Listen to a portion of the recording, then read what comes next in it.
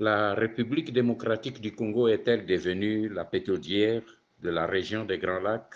Tel est le sujet de notre analyse.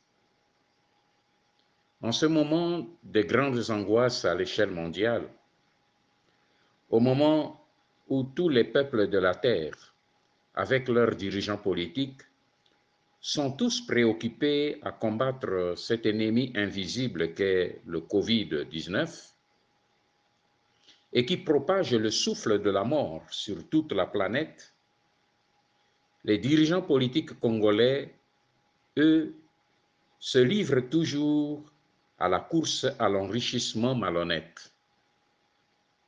Le sort du peuple congolais n'a jamais constitué leur tasse de thé. Ils devraient tous méditer, à mon avis, cette maxime du très sage Mahatma Gandhi qui a dit, je le cite, « Nul homme qui aime son pays ne peut l'aider à progresser s'il ose négliger le moindre de ses compatriotes. » Fin de citation. En effet, quand on observe les préoccupations quotidiennes de la vie politique en RDC, on croirait qu'on vit dans un pays normal comme tous les autres pays du monde, alors que ce n'est pas le cas. Les dirigeants politiques comptent quotidiennement les victimes du Covid-19. Et même là aussi, nous avons décelé un phénomène ahurissant. Comme le nombre de victimes du Covid-19 stagne toujours et que la vague promise par les prestidigitateurs de l'OMS n'arrive toujours pas, les experts de l'INRB ne se gênent pas d'augmenter frauduleusement le nombre de victimes pour justifier d'importantes sommes d'argent reçues et déjà dilapidées. Et pour cela, ils marchandent devant les morgues avec les familles pour classer parmi les victimes du Covid-19 les cadavres de leurs proches décédés à la suite d'autres pathologies, et cela moyennant une bagatelle somme de $2000. Nous avons reçu des témoignages des familles qui ont été approchées à cet effet et qui ont rejeté catégoriquement ces odieux marchés. Au moment où, dans certains pays d'Afrique comme le Sénégal, le Burkina Faso et le Nigeria, les dirigeants politiques rivalisent d'ingéniosité pour organiser de vastes opérations visant à assurer la gratuité de la nourriture à la catégorie des populations les plus défavorisées, en vue de les soutenir tant soit peu dans le confinement, dans le microcosme politique à Kinshasa, le hit-parade de l'actualité est plutôt tenu par des scandales de détournement financier à la présidence de la République, qui est la première institution du pays, par des querelles autour des allusions sexuelles faites au perchoir du Sénat, qui est la deuxième institution du pays, ou encore par des vidéos à caractère pornographique attribuées à des pasteurs improvisés politiciens, et j'en passe.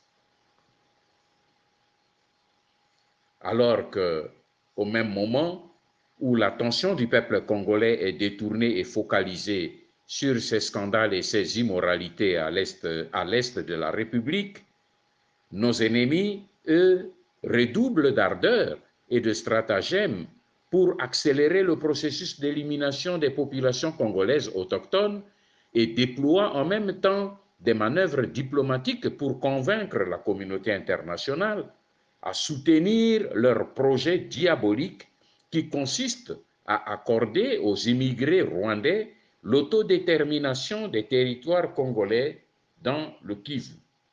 Mais regardons quelques cas avérés d'incursion des troupes étrangères à l'est de la RDC. En remontant à peine au mois de mars de cette année, on constate que la République démocratique du Congo a subi une véritable cascade d'incursions militaires qui a endeuillé les régions de l'est du territoire national. depuis la province orientale jusque dans le Katanga profond, les groupes armés d'origine étrangère opèrent impunément. Ils détruisent des villages, ils forcent des populations autochtones à quitter leurs terres ancestrales, ils tuent hommes et femmes de tous âges, installant ainsi la terreur à tous les niveaux parmi les populations congolaises. Et toutes ces horreurs sont commises dans l'indifférence totale des dirigeants politiques au pouvoir à Kinshasa, ainsi que de toute la classe politique congolaise, toutes tendances confondues.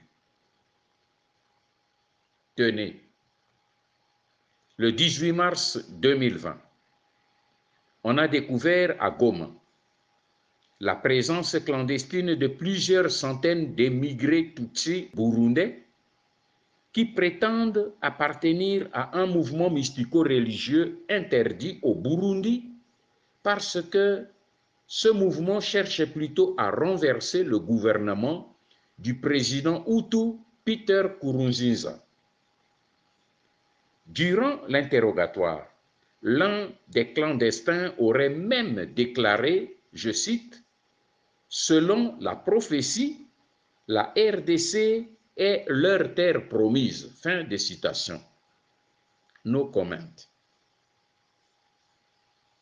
Le vendredi 13 mars, le village de Kibanga, frontalier de la RDC avec la Zambie, dans le territoire de Moba, province de Tanganyika, a été attaqué par la marine zambienne qui l'a investi un moment et y a érigé le drapeau zambien après avoir emporté le drapeau national de la RDC. Le 25 mars, 200 militaires étrangers dont l'origine reste inconnue ont débarqué sur l'aéroport de Gisano à Minembwe.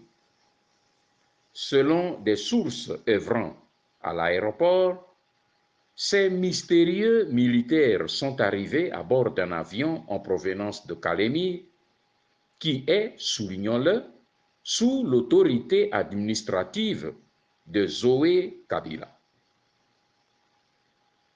Le 1er avril, la société civile et les habitants du Bish Muhanzi ont lancé une alerte pour dénoncer l'incursion massive des troupes rwandaises qui s'infiltraient à travers la rivière Ouzizi et via le littoral du lac Kivu.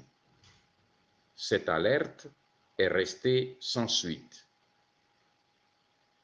Le 4 avril, de 17h à 21h30 locales, des affrontements sanglants ont eu lieu entre les troupes d'autodéfense Maï-Maï et les milices rwandaises de Ngomino à Mitamba, dans les hauts et moyens plateaux, dans le territoire d'Uvira, province du Sud Kivu. Le 6 avril, les militaires Tutsis rwandais et burundais en tenue de FARDC, ainsi que des milices soudanaises et somaliennes, ont été signalés à Minembwe, Mikenge, Tulambo et Kihimino. Ces troupes avaient envahi tous les villages des hauts et moyens plateaux du territoire de Fizi dans la province du Sud Kivu. Le 10 avril, plus de 250 militaires rwandais ont traversé illégalement les frontières congolaises par la plaine de la Ruzizi, groupement d'Itara, chefferie de Bafuliro, dans le territoire d'Uvira. Mais ils ont rencontré une forte résistance des milices patriotiques d'autodéfense Maï-Maï dans les villages de Rurambo, Kizunga, Muhuzi, Kasozo, où il y a eu plusieurs morts et blessés dans les rangs des envahisseurs. Le 14 avril, Les villageois congolais ont signalé la présence des militaires rwandais dans plusieurs villages situés dans le territoire de Rutshuru, province du Nord Kivu. Dans la nuit du 16 avril, les groupes d'autodéfense Maï-Maï ont capturé 7 agresseurs, dont 5 d'origine Tutsi rwandaise et 2 d'origine Tutsi burundaise. Selon les résultats de l'interrogatoire de ces prisonniers, le nombre global des assaillants serait de 3000 militaires environ qui auraient 3 missions suivantes. Primo, neutraliser toutes les forces qui font obstacle au projet et au plan de Kigali en RDC. Secondo, créer, comme toujours, une fausse mais une forte rébellion qui devrait conduire à la balkanisation de la RDC. Et tertio, combattre le pouvoir Hutu au Burundi parce qu'il constitue une barrière au projet du Rwanda en RDC.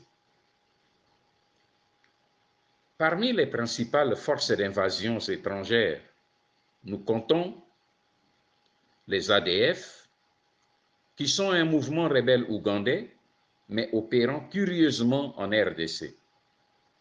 Les FDLR, qui est un mouvement rebelle hutu-rwandais, mais opérant sur le territoire congolais. Et enfin, tertio, le M23, composé majoritairement de militaires tutsis rwandais qui ont déjà intégré les FARDC, mais qui réclament curieusement des accords en faveur des populations rwandaises.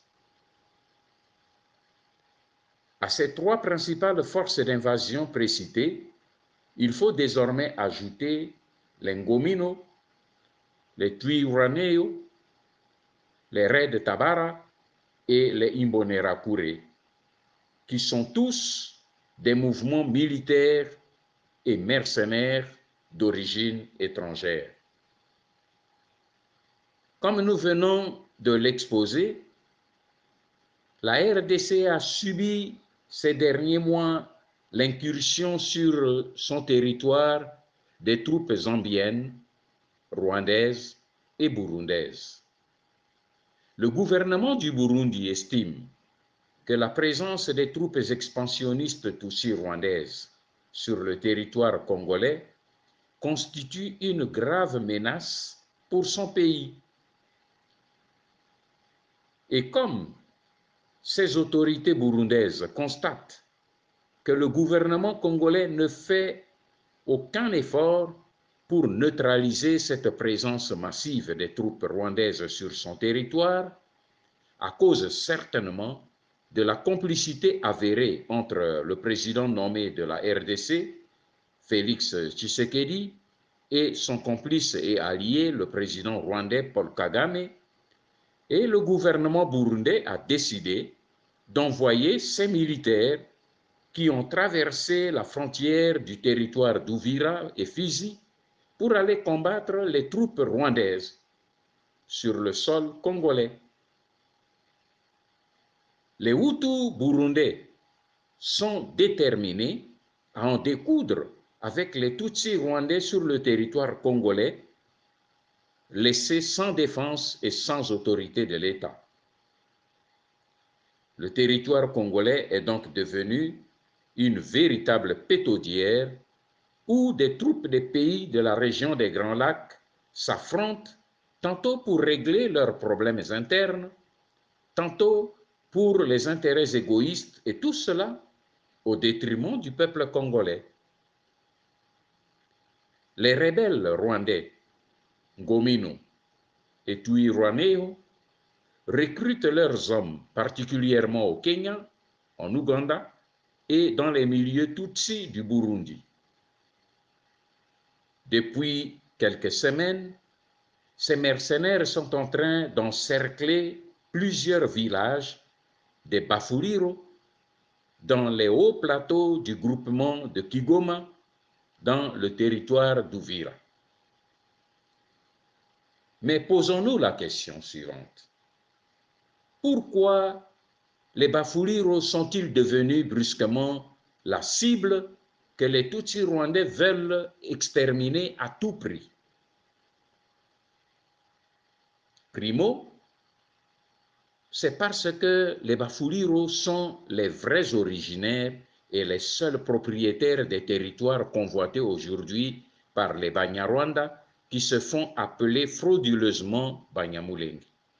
En effet, les Bafouliros sont les seuls propriétaires légaux des plateaux de Mulenge où leurs pères et grands-parents avaient accueilli les réfugiés rwandais que le HCR y avait placés dans les années 1960. Segundo, les Bafouliros sont devenus des cibles à abattre depuis qu'ils se sont réveillés pour barrer la route aux Banyarwanda dans leur escroquerie politique. En effet, depuis qu'ils ont pris conscience des manœuvres sordides des Banyarwanda, les Bafouliros leur dénient catégoriquement l'usage du mot Banyamulenge pour s'identifier, car ils estiment, avec raison, que s'il y a un peuple en République démocratique du Congo qui peut prétendre s'appeler Banyamulenge, c'est bien eux, les Bafouliros, et personne d'autre. Dès lors, les stratèges Tutsis rwandais ont décidé de concentrer toutes leurs attaques politiques et militaires sur le peuple Fuliro, soit pour les museler, soit encore pour l'exterminer. À cet effet, la communauté des Banyarwanda et leurs milices sont positionnés dans plusieurs villages dans les hauts et moyens plateaux du territoire de Fizi, dans la province du Sud Kivu. Ils bénéficient ces derniers temps du renfort des militaires Tutsis rwandais, burundais et des mercenaires soudanais et somaliens pour accélérer la conquête de Minembwe, Mikenge et Tulambo. Ces dernières semaines, la société civile du Nord et du Sud Kivu, ainsi que les villageois des deux provinces, ont multiplié, comme nous venons de le relever, des appels au secours dans la direction des hautes autorités politiques et militaires à Kinshasa sans suite. Mais dans l'autre temps, les Banyarwanda, eux, multiplient des articles mensongers et des déclarations provocantes en pleine ville de Kinshasa pour arracher par la force et la ruse une partie du territoire congolais. C'est ainsi qu'un groupe de pseudo-intellectuels rwandais se succède actuellement dans les réseaux sociaux pour diffuser ostentatoirement des inepties visant à déformer l'histoire de la RDC en faveur de leurs escroqueries. Un dernier groupe vient même de franchir la ligne rouge en adressant un mémorandum au secrétaire général de l'ONU dans lequel ils se présentent, eux, comme des victimes de la méchanceté des Congolais qui veulent les exterminer. Ainsi, grâce à leur stratégie du mensonge, les bourreaux se sont transformés en victimes. Les Congolais doivent donc comprendre que leurs plus grands ennemis aujourd'hui sont leurs propres dirigeants politiques qui ont choisi leurs bourreaux comme alliés politiques. Car s'il est vrai que Joseph Kabila, qui est un maillon du système d'occupation, doit dégager, il est encore plus vrai que tous les Congolais collabos qui ont sauvé le même Kabila de la sanction sans appel du peuple congolais en décembre 2019 et qui ont permis au système d'occupation de se pérenniser et de se renforcer, tous ces collabos-là, disais-je, doivent eux aussi dégager le plancher. Il est temps que les Congolais concentrent leurs attentions sur les véritables fléaux qui menacent leur existence en tant que nation. Et ils doivent pour cela stopper tous les traîtres et collabos congolais qui, par leur alliance complice avec les occupants rwandais, ont favorisé et favorisent encore aujourd'hui l'œuvre de la prédation et de l'occupation du Grand Congo en vue de sa balkanisation. Que Dieu vous bénisse, Ingeta.